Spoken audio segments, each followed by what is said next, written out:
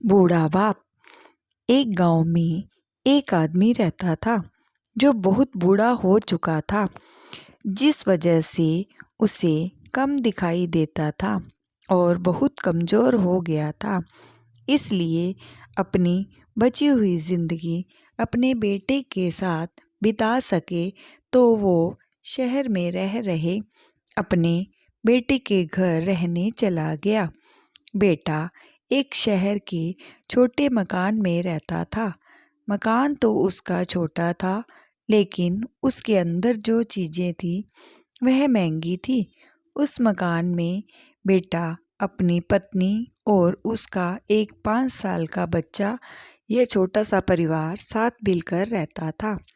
बूढ़े पिता के आने से उनके परिवार का एक सदस्य और बढ़ गया। यह पूरा परिवार रोज सुबह शाम डाइनिंग टेबल पर साथ में खाना खाया करता। बूढ़ा पिता अपनी कमजोरी के चलते हमेशा खाने की चीज़ें नीचे गिराता रहता और कई बार कांच के बर्तन भी टूट जाया करते थे। कुछ दिन तक तो बहू और बेटे ने यह सब सहन किया, लेकिन बाद में वे दोनों बूढ़े की ऐसी हरकतों से चिढ़ने लगे। एक दिन बेटे ने कहा कि ऐसा कब तक चलेगा, हमें कुछ करना पड़ेगा। उसकी पत्नी भी इस बात से सहमत हुई। अगले दिन बेटा कहीं से एक पुराना मेज लेकर आया और घर के एक कोने में उसे लगा दिया और अपने पिताजी से कहा कि आप यहीं पर बैठकर खाना खा लिया कीजिए। उन्होंने एक लकड़ी का बर्तन भी बनवाया जिसमें वे अपने बूढ़े बाप को खाना देने लगे। अपने कांच के कीमती बर्तन बचाने के लिए अपने बूढ़े बाप को लकड़ी का बर्तन देने में उन्हें जरा भी शर्म नहीं आई।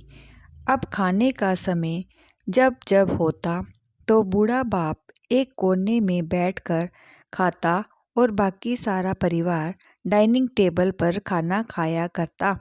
डाइनिंग टेबल पर बैठे बैठे दोनों पति पत्नी कभी कभी अपने बूढ़े बाप की तरफ देख लिया करते। बूढ़े बाप की आंखों में उन्हें आंसू भी नजर आते, मगर उन पर जैसे कोई असर ही नहीं होता। बूढ़े का पोता भी यह नज़ारा हमेशा देखता और वह अपने में ही खोया रहता। एक दिन जब पति पत्नी डाइनिंग टेबल पर बैठकर खाना खा रहे थे, तब उनका बच्चा जमीन पर बैठकर कुछ कर रहा था।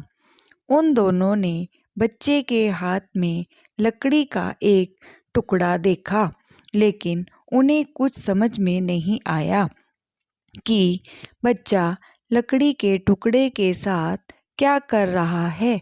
जब बच्चे के पिता ने उससे पूछा कि बेटा आओ खाना खा लो, तुम नीचे बैठकर क्या कर रहे हो, तब बच्चे ने भोलेपन से कहा, अरे मम्मी पापा, मैं आप दोनों के लिए लकड़ी का बर्तन बना रहा हूँ ताकि आप लोगों को जब आप बूढ़े हो जाओ तो उसमें खाना दे सकूं। अपने नादान बेटे द्वारा की गई यह सहज बात दोनों के दिल में तीर की तरह उतर गई। दोनों एक दूसरे का चेहरा निहारने लगे। बिना कुछ कहे ही दोनों की आंखों में पानी आ गया और उन्हें अपने भविष्य की किताब अपनी आँखों के सामने खुलती हुई नज़र आई।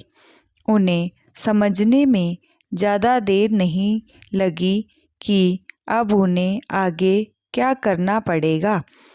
उन अगले दिन कमरे के कोने से वह पुराना मेज हट गया और अब बूढ़ा पिता और बाकी का परिवार साथ में मिलकर फिर से खाना खाने लगे। बूढ़े की कमजोरी की वजह से हो रही गलतियां भी अब किसी को नहीं चिढ़ती थी। दोस्तों, यह कहानी हमें बताती है कि हर वह पत्ता जो आज हरा है वह कल सूखेगा और डाली से नीचे भी गिरेगा।